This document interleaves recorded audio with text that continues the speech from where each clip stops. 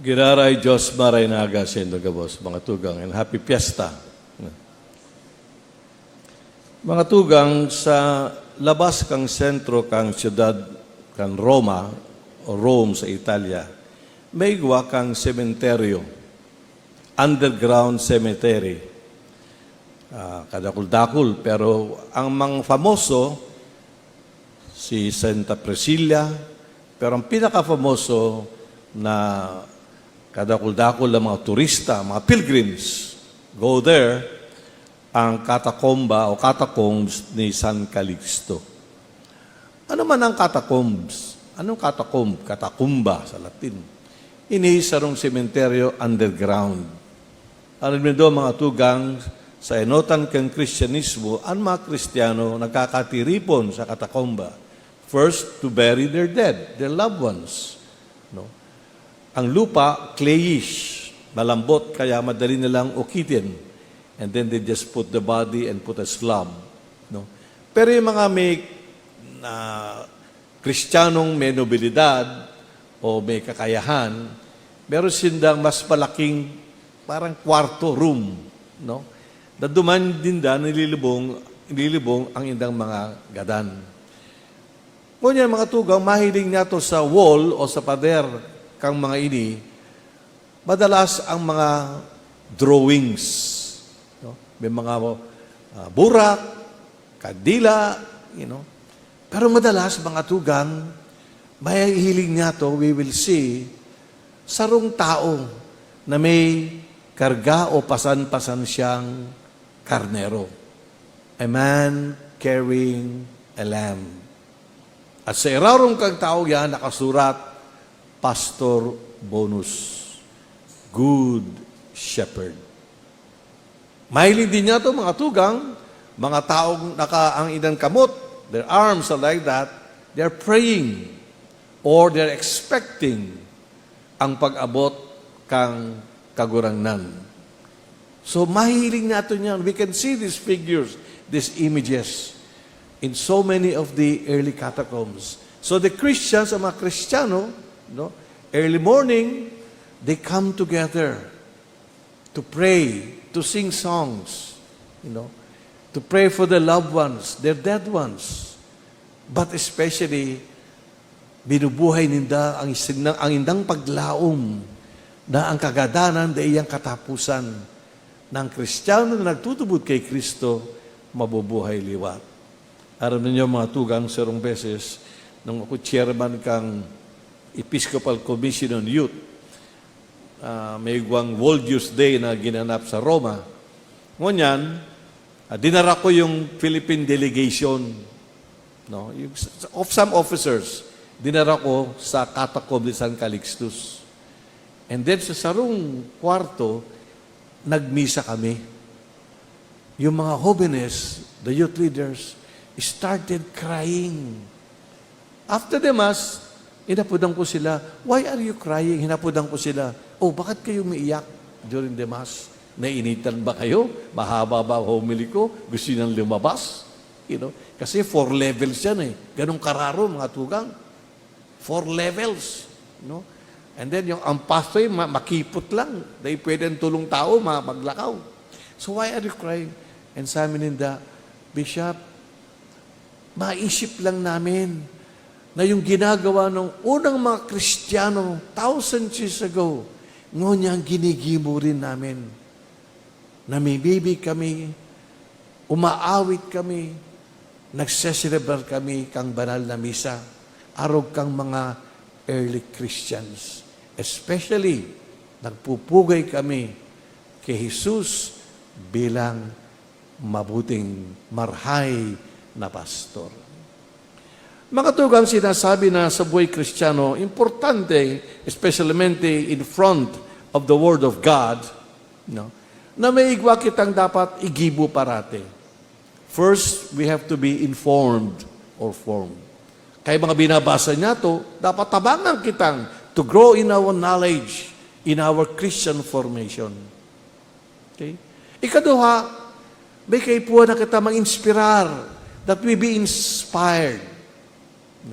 So sa itong binabasa, Dapat maging inspire tayo. Siyempre, ang agent para kita ma-inspire at makalaog sa tataramon kang Diyos, ang Espiritu Santo. Siring man, ang mga buhay kang mga banal, no? Na inako ninda si Kristo.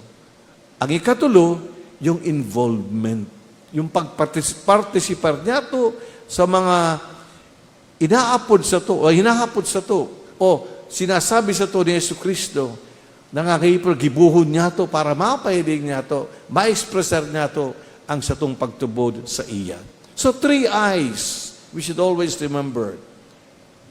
We need to be informed, we need to be inspired, we need to be involved. Ngunyan, yung tulong yan is best or wonderfully applied, especialmente sa mga istoryang o ebanghelyong nadagog niya to ngunyan. Let us be informed. Aram din mga tugang, ang pagiging pastor sa Old Testament, dahil man yan explicitly o direktamente ina-apply sa kagurang ng Ama. It is never explicitly said that Yahweh or Adonai is a shepherd.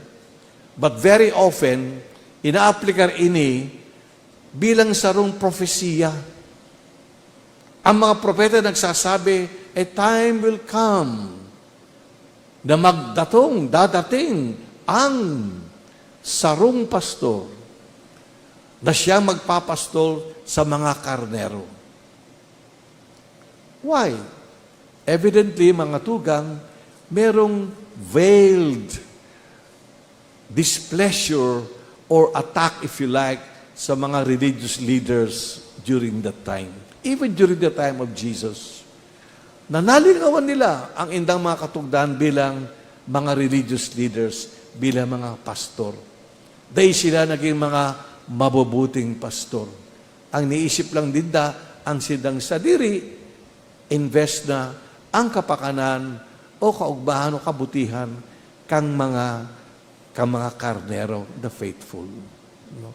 And so in this prophecy, kaya nga meron kitang halimbawa, ang pastor will satisfy us, will lead us to green pastures. The Lord is my shepherd, there is nothing I shall want. Even as early as Genesis, sinasabi na, ang kagurangnan magiging pastor, magpapadala kang pastor. No? So, may lain-lain na prophecies that God will not abandon His people sa kabila ng indang mga matitigas na puso, ulo, dahil mong pagsunod sa iya. No? Sa kabila kang sinda, nagsasamba sa mga idolo. Yet, ang kagurang ng Ama, nagpromesa na magpapadara kang pastor na pagkakatiripon ang mga scattered sheep, the lost sheep. Aram niya to, siya sa iyan, kung di si Kristo. By the way, sa Old Testament, ang ilang description kang marhay na pastor o ang shepherd, not dapat makusog siya. He should be strong to defend the flock. Ikaduha, he should also be gentle. Gentle siya para makaigwa siyang relasyon. Ngunyan mga tugang, ang duwang iyang mahihiling niya to sa buhay, sa pagkatao sa tungkagurang ng Hesu Kristo. Sabi ni Jesus, I am the good shepherd. Para ma-appreciate nato mga tugang ang iyang sinabi, dahil nato malilingawan, na sa Ebanghelyo ni San Juan, si Jesus nagsabi 7 times, Ako. Ako. I am. Nang sinabi ni Jesus, I am, ako, parang sinasabi sa mga tao, dahil yung malingawan ang sakong Ama, nagsabi man kay Moises, nang hinapudan ni Moises, anong ngaran mo? Kapag hinapudan ako kang tao, kung sisay ka, anong masisimbag ko sa inda? Sabi kang kaguran ng Diyos, sabi mo sa inda, I am who I am. No? Ako sisay ako. And today, Jesus echoes that with power, with force. No? He echoes that from His communion and union with the Father. Ako. Anong sinasabi niya? Para di ko mali kung masinurat ko. Lahat ini sa Ebanghelyo ni San Juan. I am the bread of life. Starting from 6th chapter. I am the bread of life. I am the light of the world. I am the gate of the sheep. I am the good shepherd. I am the resurrection and the life. I am the way, the truth, and the life. I am the true vine. Merong progression. No? Ang tinapay na magtataw sa to, kang buhay na rin kasagkoran. No? And then sa huli, sasabihin niya, para magkaigwa ka niyan, sa iyong pagbabaklay mo sa buhay na ini, may kaipuhan na ikaw dapat, you are attached to me because I am the vine, you are the branches. Without me, you can do nothing. No? Anything. Kaya, importante mga tugang na isipon niya ito ini, na Jesus affirms that He is. And sa Rosa sinabi niya, ako ang marhay na pastor. And why is Jesus marhay na pastor? Why is He a good shepherd? First, He was sent by the Father, who is a good Father to us. Isinugo siya kang amang panukang kaugmahan, kabutihan para sa sato. Sabi nga, like Father, like Son. Di ba? Kung ano ang Ama, siriman, arugman ang Aki. So daradara ni Jesus ang kabutan, the goodness of the Father in His heart. Now, why is He explicitly a good shepherd? Number one, because He was sent to look for the lost sheep. Ipinadara siya para hanapon ang mga nawawarang mga karnero. I've come to look for the lost sheep. Alam niyo mga tugang, God could have said, oh, yung mga nawawaran tupa, sige, pag naging ko, sige, balik kayo sa ako, dito lang ako sa akong trono, you come here. Pag nagbago na kamo, naaraman ninyo, na dahil kamo pwedeng mabuhay ng kayo lang, sige, lapit kayo sa akin. Pero day man, bilang mabuting ama, nagpadara siya. Pinadara niya ngayang Aki. As sinabi niya, Aki, hanapon mo, look for the lost sheep. I'm sad because my children, some of them, are losing the way to a meaningful life. Parang sinasabi sa ito mga tugang, when Jesus as a good shepherd looks for us, seeks us lost, parang sinasabi, for Jesus, for God, nobody is insignificant. Huwag niyo sasabihin, I'm not worth searching for. No. For God, each and every one of us is worth searching for. Because importante kita sa Diyos. Because we are kitang gabos, mga aki kang kagurang ng Ama. So don't ever feel down and say, God has left me on my own. Jesus has left me on my own. Sabi ni San Juan de la Cruz, kung iniisip mo na hinahanap mo ang Diyos sa buhay mo, alalahanin mo na mas hinahanap ka ng Diyos. If you think you're looking for God, know that God is all the more looking for you. Yan ang Diyos natin. Hindi tayo pababayaan. Interesado sa ating buhay. Ano mang bigat o pagkakasala natin, mga tugang. God looks for us. And Jesus brings us that beautiful invitation from the prophet Isaiah. Come, come, let us talk it over. Though your sins are red as scarlet, I will make them white as snow. Though your sins are red as blood, I will make them white as the clouds. Come, do not be afraid. Come to your Father. And that is why Jesus is the Good Shepherd. He looks for us and brings us to the Father. Ikaduha, si Jesus ay mabuting pastor o marahay na pastor dahil nasa tahaw siya kang mga karnero. He's in the middle of the sheep and He leads them. But He's with them, always with them. Alam niyo ba, si Jesus sabi niya, ako ang pintuan, I am the gate, di ba? Kasi ang mga pastor doon, yung mga magagayong pastor, hindi yung mga hired, they sleep at the very door of the corral. No? You know, the corral, yung kulungan. Doon sa pinakapintuan sila, natutulog para hindi bumukas dahil sa hangin o para hindi itulak ng mababangis na hayop. No? Kaya duman sila natutulog. Inside. Kaya nga, yung amoy kang mga karnero, nakukuha niya. Sabi nga ni Pope Francis, kasi mga pari raw, dapat we should smell like the sheep. Yeah. Hindi kami we should smell like perfumes. No? Mga Gucci, ano yun, Gabbana ba yun? Gabbana, Dolce Gabbana, yung mga ganyan. No? Pero sana maamoy sa inyo yung mga tupa. No? Yan ang marahay na pastor. He sleeps sa gate. No? So Jesus in the midst of them. Pero bilang marahay na pastor, most especially, Jesus is attentive. He pays attention to His sheep. Nadadangog niya ang iyang mga karnero. Bukas ang iyang puso para mamatean niya, maramdaman niya ang dinaramdam kang iyang mga karnero.